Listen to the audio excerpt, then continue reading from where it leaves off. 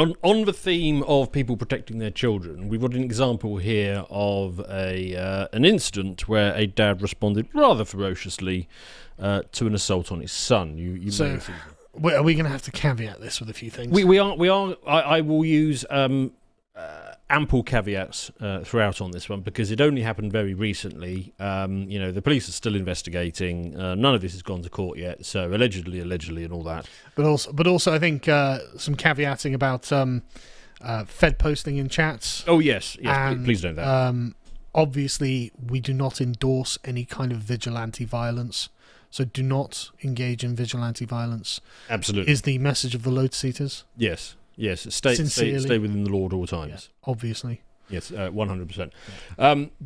We got this video here. Now, I'm not going to play the video because it does show the death of a young lad, as we will get into. But it is on my Twitter profile, so if anyone really wants to go and see the videos and the video of the preceding attack, there's my very weird Twitter handle, KingBingo_. You can go and watch the videos for yourself if you want to, but trigger warning, but beware of what you will find. We will describe what happened, though. Yes. What happened in this video is, and this is the first one that came out, we see a street scene here with an urban youth is on some sort of e-bike or scooter or whatever it is, and he's furiously heading up this road after allegedly having just taken it from another boy in a rather vicious knife or machete attack, whatever it was allegedly. Moments later, the boy's father appears in his car, heading towards the alleged individual who stole the bike, and there was an impact.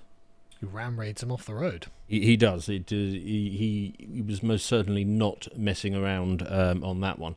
Now, with regards to the earlier incident, footage then emerged on social media of this situation. So it looked like the boy and a friend of his perhaps are on their bikes there in the blue circle when these individuals who are allegedly having thieved from them go past on their scooter or their moped or whatever it is.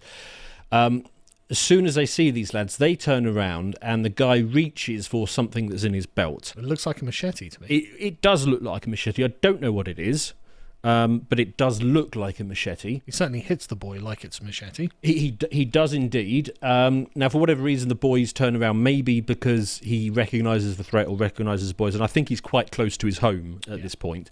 And so his first instinct is to get back home. So he turns around in this and sort of heads back.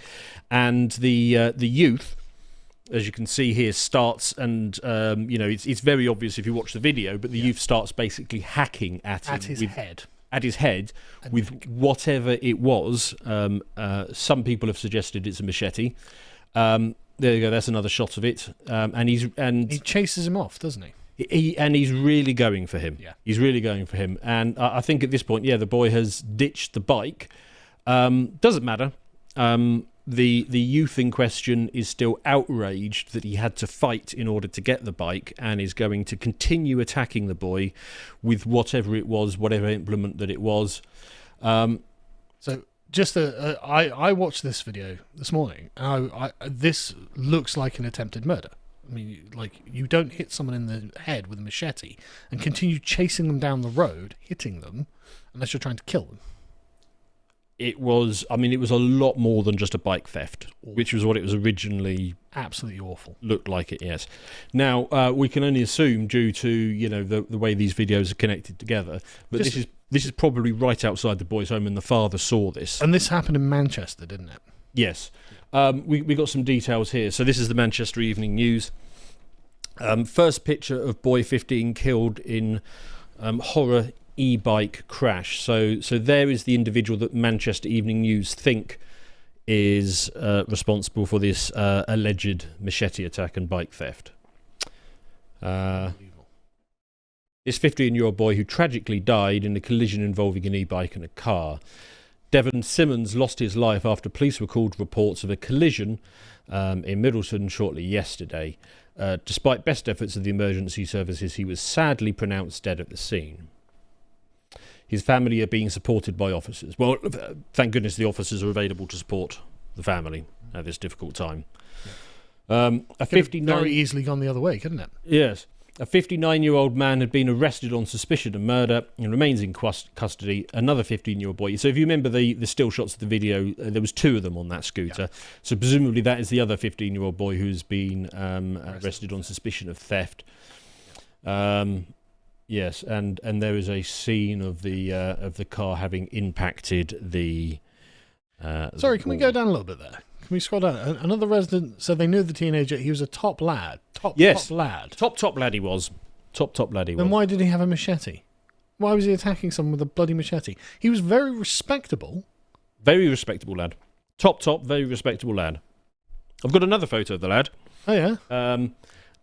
This is unverified, but this is what friends of his are putting up, so we can only assume it's real. Okay, why is he dressed like a soldier in a combat zone? Top. Why, he literally looks like a soldier in a war zone. Yes, he does, doesn't he? Like he's actually wearing camo and like protective clothing. He's got his face covered. Why is this top lad very respectable, and dressed like he's in Fallujah? What is that? Is that padding or something? It looks like protective clothing on his legs, yeah. Yeah. So, why is he carrying them? Why is he dressed like this? So, well, I mean, you might wear protective clothing to protect yourself from machete attacks. Machete attacks, yes. So, for whatever reason, he's very much in the machete subculture. I guess the question is, why do these young lads feel like they're living in a war zone? Why do they feel the need to dress as if they're living in a war zone? Why do they feel the need to carry machetes and attack one another? I mean, I say attack one another, but like attack random people on the street because they've got a bike they want or something. Why the hell are we allowing this kind of culture to flourish in the UK? Well, I suppose the answer might be because we have allowed it to happen, and therefore he is responding to his environment in a way that feels correct to him, which is to, I'm in an environment where I can get away with doing this stuff. I'm in an environment where I feel the need to carry a machete and armour plate myself against it, and I feel no repercussions from going after a young lad with a machete and striking him repeatedly, trying to kill him in order to get his bike. Even after he's dropped his bike, I'm going to continue to attack him. And so one might wonder why the authorities aren't cracking down on this. So the first machete attack should have been a warning to everyone else in that community. We're going to make an example of you. Right? You are not free to dress like a militant and run around the streets terrorizing people with machetes. So everyone else is like, right, okay, great, I don't need to dress like a militant, I don't need to carry a machete, and I don't need to terrorize, because this is not an area that permits gang culture like that. This is not, whatever this kind of degenerate tribal culture that they've got going on is, like, this is not permitted. So I'm gonna go ahead and assume that this is not the first incident this chap may have been involved in. I did hear he was a top lad and very well. I did hear that, and he's very respectable. Yes, I did hear that. But even if this was the first time he stepped out of line, I suspect that for this area, this kind of stuff is probably not uncommon. And I say that on the basis that it's not uncommon anywhere in Britain anymore. Even nice villages, it seems to have ceased to become a thing. More details from the Manchester Evening News. Here we go, another photo of that. Repeat some of the same details. Of course it does, yeah. Yeah, officers were called to the scene around midday. A 15-year-old boy was pronounced dead. So in the middle of the day, he decides to bring out a machete and start attacking another kid. Well, I mean, that's the other thing. It's just standard middle of the day behaviour now. Fearless. And he obviously felt that this was something that he would just get away with. Yeah. Or he didn't think through the consequences, but for whatever reason, this was considered. Obviously, he didn't think that he was going to suffer any consequences from the authorities, right? I mean, I would never go out with a machete because I'd expect to get in trouble for carrying the machete. Yes, I think I've got a relevant point to that. This is not my quote, but Lieutenant Colonel Jeff Cooper once made the assertion that if violent crime is to be curbed, it is only the intended victim who can do it. The felon does not fear the police, and he fears neither the judge nor the jury. Therefore, he must be taught to fear his victim. Make your own minds up on whether Lieutenant Colonel Jeff Cooper was on the money there or not. So, this terrible incident has seen the death of a teenage boy, and we are working hard to establish the full facts of this case. Is what is the early stages of investigation. I don't know if they will be looking at the full facts, because of course what they probably won't be looking at is the complete and total social decay of this country to the point where this sort of thing is standard. A man has been arrested on suspicion of murder. Yes. Questioned in due course. The officers are ready to place support of the boy who has died. Well, again, it's great news that they can throw police at that. Well, I mean, have we got a statement from the boy's father?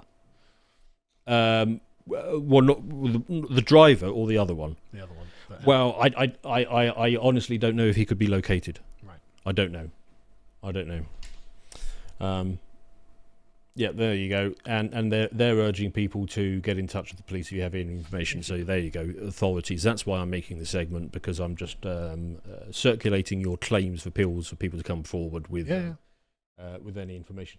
You do have to ask the question: what would you do if you were on the jury for something like this? I don't know if we can say, but not even sure if I'm allowed to answer, frankly. Yes, but those of you in the audience, you might want to think about, perhaps as a hypothetical, if you were on that jury, how might you respond? So I think that the normal response would be, well, I'd phone the police and I'd expect them to pick that lad up and charge him with attempted murder, and then obviously not just release him onto the streets. Well, yes, you might well indeed. I mean, you might say to your son after watching him be brutally attacked with a machete, you might say to him, "Well, don't look back in anger." The police are going to do their job, sure. Yeah, the police will do their job. We will ring the police, and maybe after a day or two, we might get a crime reference number, and then we submitted an insurance claim. Yep. And then maybe after a month or two we get you a new bike, and that's fine. And just don't look back in anger about the machete attack. That I understand is the correct response in these circumstances. And if we were in a functional system, the correct response from the police would be to arrest the 15-year-old machete wielder and make sure he's not just out on the streets. Yes, that would be what one would expect. Yes, but it would appear that we don't actually live in that world anymore. I remember when I was a young lad, and I'm not proud of this, but when I was probably 13, 14, something like that. I was out with a mate, and we'd been eating something, and I casually threw the stuff onto the ground, the litter. And immediately, some guy walking past was very aggressive, and he was like, "No, you pick that up and you put that away." And he was. I'm not proud of my actions. I was a young kid, but all the same, I take responsibility for it. He was absolutely bloody right. He absolutely was. He absolutely was. And we used to live in a society where low-level stuff like that would be stamped on immediately. Yeah, the adults felt that they were morally empowered to correct children, regardless of whose children they were. No, you do not throw rubbish on the streets. Now, I've not seen something like that for many, many years. I mean, apart from about a year ago when I did it myself to some lad who casually tossed rubbish on the ground. And that's the way it should work. Oh, absolutely. Older men should set an example. Yep. And younger men should know, if you step out of line... Any man around you has the authority to do this. Yes. Yes. But that is not the culture we live in anymore. Yeah. Speaking about the dad who will no doubt be facing some sort of charges. I mean, perhaps he will, perhaps he won't. Maybe it was it could merely be an accident. He misjudged the distance. We don't know. We don't know what the jury is going to say. What I will say is if funding for the dad pops up, I will share it. That's probably as far as we should go down that road. Probably right, but we don't know what the his details. We don't know the full details yet. No, we don't. There are historic examples that my mind went to of, because look at it from the dad's point of view. He just watched his son be attacked, and yes, we know that he's supposed to not look back in anger and get an insurance number and all the rest of it. But we're both fathers. If our sons were well, I don't have a son, but if our children, we witnessed them being attacked with a machete in a brutal fashion, I don't think that I could respond in a way that was as tepid as the authorities might want me to. I think one of the main problems is that I imagine that there's a deep-seated feeling, particularly in that community, where this is likely not the first time this sort of thing has happened, that nothing else will be done. The phrase "had enough" comes to mind. Yeah. Had enough. And the thing is, this is something we've been warning about for quite a while. If you have a two-tier system which doesn't protect law-abiding citizens and actually seems to privilege and literally not spend its time incarcerating criminals, violent, dangerous people, well, you have to expect some kind of reaction. Yes, I mean, I don't think in this. I think in this particular case, it was so immediate, so visceral. I don't know how much of any other thinking, even if we lived in a society that actually punished criminals and dealt with machetes and urban misbehaviour. I don't know if even that would have made any difference, because and it's difficult to imagine this until you have children of your own. But it is so raw and visceral, the desire to protect them and to respond against any threats against them. I don't know. But I can't help but feel that this is the first time this has happened. Quite on the first time something happens, it probably is your natural instinct to first ring the police. Possibly. I mean, I would imagine from the speed of the reaction that the dad might have seen it out of his window or something. I don't know. He may have known where he was. He may have actually physically seen it. Like, who knows? But like, I just don't feel that this is the first time that a young man with machete in the street has attacked someone. Very likely. This is a historic example from a slightly different age. I don't know if you're familiar with this story. I am indeed.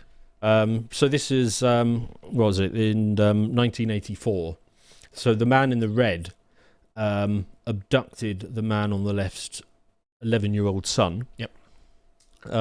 Took him to a motel and raped him over the series of 10 days. And the boy was able to get to a phone and rang for help. And the man was arrested, and he was being brought back to Louisiana to face up to his crimes. But the father was waiting at the airport, and he took out a concealed pistol and shot him at point-blank range in the head. Now, this is a historic case, so we're not under the same restrictions as we are under this previous case. On YouTube, we probably are. Okay, fine. But the father, I can't remember his name offhand. Didn't the jury vote to not charge him? Well, he plead no contest. And the judge gave him an appropriate, and we can say this because it was the judge who gave this down, gave him a perfectly appropriate sentence after pleading no contest: 300 hours community service. Harsh but fair. Yes, harsh but fair for this. So, but that was in a different age. That was in a time when we viewed predation on children differently to where we view it. Wasn't just a fact of life. It wasn't just a fact of life of living in a big city that you have to accept being preyed upon and attacked with a machete. Gary Plauchi is the name. Thank you, Sigilstein. I can't believe I forgot. Yes. And the thing is, we do live in a world where we just no longer have any faith that the simple rules are being upheld. So let's look at this. I could give a myriad of examples. Yeah, there are so many videos like this. Oh, yeah. I mean, so basically all I did is I thought, okay, what I'm going to do is I'm going to find an example of just how decayed it has got in this country. So I just went on Twitter and scrolled down a little bit to find a fresh one from today. Let's play this.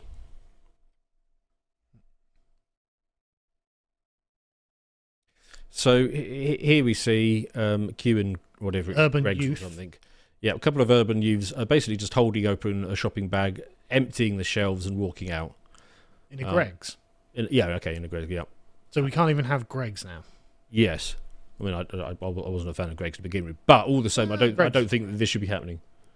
No, it's just, but there are so many. I've seen loads in like Starbucks, Pret, all that sort of stuff, where it's just urban youths go in, steal, and nothing happens. Indeed. Now, I did notice some of the commenters to this video saying, "Look, why are the men on the right? Why are they not doing anything about the men on the left?" Because they'll be the ones arrested. Well, yes, it's probably got something to do with the fact that the men on the right know that they are the absolute and complete enemy of the British police. Yes. And the men on the left have the complete and unconditional support of the British police. Correct. That could have played into their decision-making factor. In this scenario, there's only the possibility of one of these kinds of people being arrested. Yes. That's the issue. Yes, and it's the men on the right. Yeah.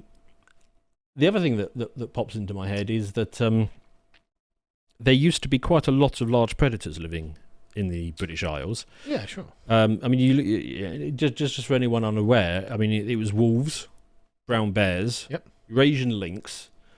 This surprised me. Spotted hyena. Really? Yeah, they used to live in the British Isles. Cave lions, yep, and possibly leopards, although that one's unclear. They're still here. They got reintroduced in the 19th century. Well, yes. Well, in the 20th century, actually. The beast of yeah. Well, no, they literally are. There are big cats in Britain. Yes, and we know why they were released, because in the 19th century, people from in the Empire would bring them home as exotic pets, and then in the 60s, the Labour government was like, right, you're not allowed these anymore. Yes. They made no provision. But the point is, they had died out for a very long time, and the reason that's true. The reason that they had died out for such a long time is because if you want to go extinct, a good way to do it is to threaten people's children. Yeah. And for basically the people living on the British Isles didn't like the fact that their children were being snatched up by wolves and bears and hyenas, and so they dealt with the problem. The last wolf in England died over 600 years ago as well. It was in 1390.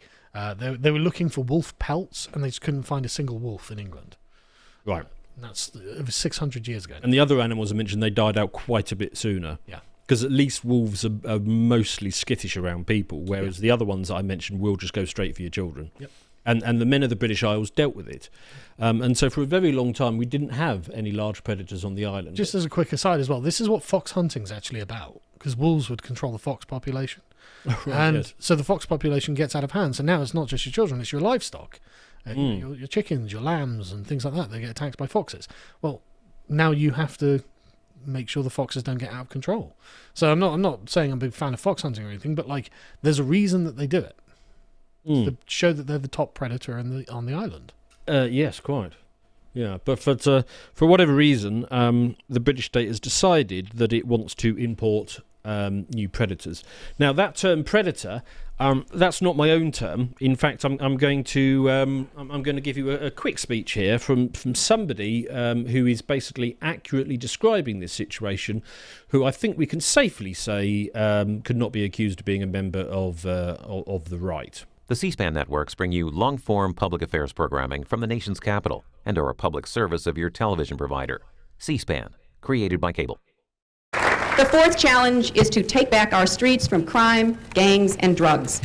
And we have actually been making progress on this count as a nation because of what local law enforcement officials are doing, because of what citizens and neighborhood patrols are doing. We're making some progress. Much of it is related to the initiative called community policing, because we have finally gotten more police officers on the street. That was one of the goals that the president had when he pushed the crime bill that was passed in 1994.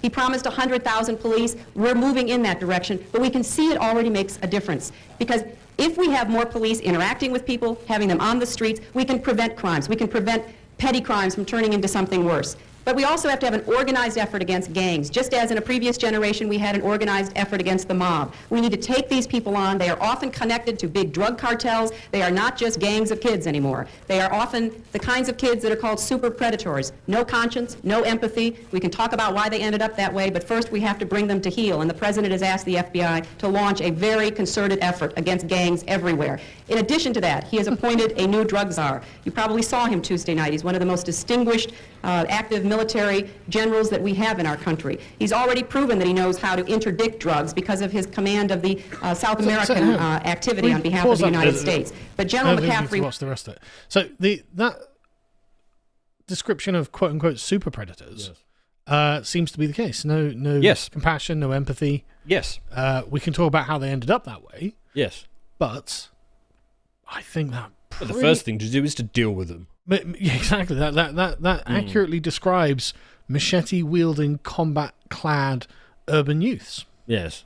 Miss Clinton was right. She was. In fact, a lot of the 90s Democrats were actually remarkably sensible by today's standards. Yeah. So, no, she was right. And you have to ask the question, and as Rupert Lowe has been lately, is why are we in this situation? Why are they here?